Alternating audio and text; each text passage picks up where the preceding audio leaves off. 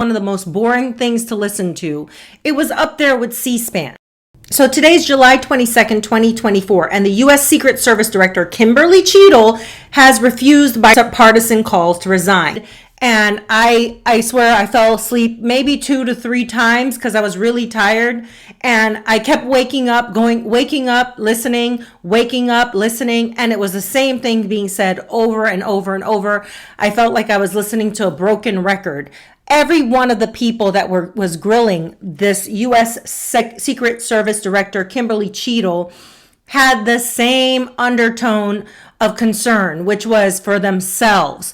Make no mistakes, this was not about Donald Trump and his assassination attempt. Now, obviously, the people who are pro-Trumpers, the Marjorie Taylor Greens of the world, these people were kind of concerned genuinely for what happened to Trump. And you sense that in the way that they were talking and asking Mrs. Cheatle questions. But I would say a good 90% of them that was asking questions to her, first one was genuine concern for their safety, which is, hey, we are all Congress members, we are all politicians, and we're genuinely concerned how this miscarriage could happen, because this could technically happen to any of us. So it's amazing. A lot of Americans really don't know who their representatives are. They can name off 1 or 2 of them, but you have a lot more representatives than you think. Most people don't follow politics enough to understand that from the very bottom up, these people are concerned primarily with themselves. It's why they have the most beautiful buildings in your cities. It's why they don't live in the city sometimes that they even represent. 8 out of 10 was more concerned for their own safety. And then it brings me to the next point they were concerned about. Now, there was a guy there, Jerry Connolly, who's a Democrat and has represented Virginia's 11th congressional district since 2009. And he was one that said, in America, like AR-15s, has that made your job, that is to say the mission of the Secret Service, easier or more difficult? I think the threat environment for protecting our Secret Service protectees is always difficult, and that's dynamic, and it's always evolving. We stipulate it's always difficult. Again, this is a simple one. Does the ubiquity of guns make your job easier or more difficult today? I understand the Second Amendment rights of individuals. I didn't ask that question. I'm not questioning the Second Amendment. I'm asking a simple analysis, Director Cheatle. And I can tell you, you're not making my job easier in terms of assessing your qualification for continuing on as director. So that are slow and in the back that don't understand what Mr. Connolly was getting at there. He's basically saying, are guns the problem?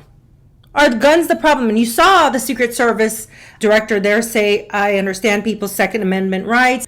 And I think he was pushing the issue of, why are Americans using these type of guns? Is the guns making your job harder? First of all, Secret Service has guns on them, as we saw in the lady that can't, basically holster her weapon. And you're going to have people on both ends of this, where they're like him, Connolly, that's just concerned about guns and taking your weapons away. And by the way, he kept going on this and grilling her. And you saw what he said there. You're making my job harder. Yeah, because I came here with a mission to point out that guns are dangerous and we need to really crack down on taking guns away from people. And which I urge people, when you watch things like this, put yourself in the position of the people there. Put yourself in AOC's position. What do you think they'll push? A lot of them asked questions that were kind of like straightforward, easy cookie cutter questions. The shooter radioed that he was acting suspiciously near the event's magnetometers. A local law enforcement tactical team saw the shooter on a roof and notified other security services and also photographed him. One police officer who photographed the shooter saw him scoping out the roof and carrying a rangefinder. My question is, and you've answered this, but why, or you haven't answered this, why wasn't the event paused right then? Prepared to answer the questions based on the information and wanted to be able to provide. Do you have a timeline at all? I have a timeline that does not have specifics.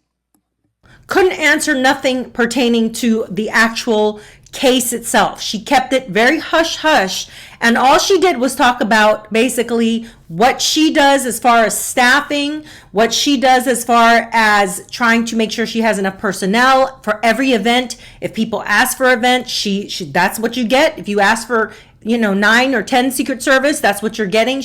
They said that they had some staffing issues in the past few years, but it was not due to her. They started this off strong by pointing out that the Secret Service is the worst to work for. I'm paraphrasing, but basically it's one of the worst agencies. It comes in the bottom 400 or 500. People don't like working there. What does that mean? I could tell you straight out as someone who knows people who have worked for government agencies before. And a lot of people go into government agencies, do it for security. They do it for comfort. All these benefits. They have some of the best health insurance. Many people go into government because they're lazy. Sorry to put it that way. Because they're slackers, because they don't want to work hard or do anything aggressive. They just want a good paycheck, a steady income. So these are not the people you could turn to and be like, well, why are you guys not all fired up about your... Most of these people, I put money on it, don't care about this job as much as you think they do. Doesn't happen again.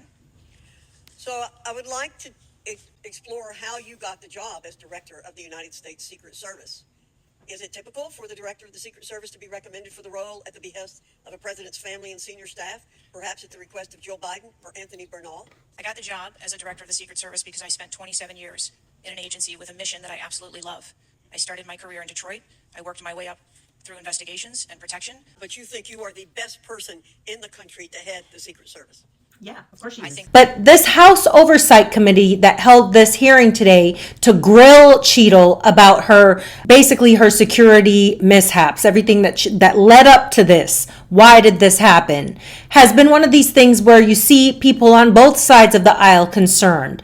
You had committee chair James Comer say, we don't have the confidence that you can lead. We had top Democrat Jamie Raskin say that Cheatle has lost the confidence of Congress at a very urgent and tender moment in history, which is facts. I mean, we're in the middle of, or towards the end now, of a election cycle that is going to change the landscape of America in significant ways in the next 4 years. So we need people that are going to protect the people that are running. And we live in America where we have the most guns, and people were asking questions that were so stupid and far-fetched that every time I'd fall asleep and I'd wake up, I'd hear another one of these Congress members ask the same loopy, dumb questions. How could this have happened? Easy. It could have happened if somebody wanted or allowed it to happen. But of course, Cheatle described this July 13th shooting as an operational failure. Think of it as a communication issue, right? She doesn't really want to answer anything because, as she always says, FBI, the FBI is handling a lot of this right now, and I don't want to go into details. I felt like I was listening to Karine Jean-Pierre. And although there was a lot of things that were said that were like eye-opening, that could have been moments of like, what? Like Cheatle not going to the roof where this happened and investigating and looking at it in person. Like what? And the fact that these people that were protecting Trump, these women, or the people that were there and assigned to him has been there for a while. It's not like they were just put on the day of this event on July 13th. That kind of shocked me. I will be straightforward about that. That shocked me. I thought that maybe he had new personnel.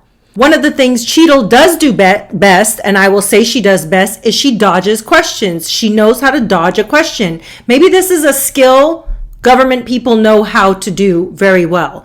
And I think this is a problem to me of American bureaucracy. This type of power structure where you have a person at the very top and then all the underlings, and then there's so many people and so many moving parts that there's always going to be some communication lapse or something that's going to slip through the cracks because you have too many people handling one situation. So my feeling is that she could have possibly not known, and someone below her decided to take on this position of wanting to get rid of Trump. I'm just putting that out there. And she maybe didn't know. Maybe she didn't have anything to do with it. Maybe she's the fall guy. Maybe anything that goes wrong in this country, our Congress people find a way to create more laws, more regulation, more oversight, more taking away your personal freedoms out of it. So we really got to pay attention to this because we got to see what they do after this. I mean, we already know the White House is gated up All right. The White House is so gated up, it looks ugly. Back in the days, in the 80s and 90s, you could visit the White House and it didn't look like that. We're living in like a dystopian hellscape where only the rich and the elite is going to have security around the clock. But you and me, we're going to have to be worrying and fighting and arguing and doing all this stuff amongst ourselves with no protection. Mr. Connolly, who's been in there since 2009, all of them are only concerned about themselves. This image that my friend posted on his TikTok channel. I have to say this because when that woman, Mrs. Fox, was asking her about how she got the job, I wanted to just jump out and say, come on, we all know how this works. If you know someone that works in government, that has a position already in government, you're a shoo-in, especially if you're a minority, if you're, LGBTQIA. DEI is the way to go right now. Anyone that is a minority in this country or a person that is, of the LGBTQIA, you'd be stupid right now to not apply for these jobs. I'm sorry to say it. Which this is the first time I've ever agreed with AOC saying that, this notion of 60 days. I mean, 60 days is a long time for us to wait when we're in the middle of a election season where there's people going out and giving speeches and talks, and we need to know that we're protected. Obviously, they were, again, worried about themselves. That she's like, I don't understand why this is something we need to wait on. You should be able to answer these most basic questions. And she refused to do it. Now, FBI Director Christopher Wray will testify as well before the House Judiciary Committee. And House Speaker Mike Johnson is going to unveil a bipartisan task force for House investigations, which just more oversight, more bureaucracy. We're going to need to pass more legislation around this. And I'm thinking, we don't need any legislation to know that this woman who is supposed to be protecting people that are elected officials failed at her job and should be fired. And whoever has the authority to do so should let her go immediately.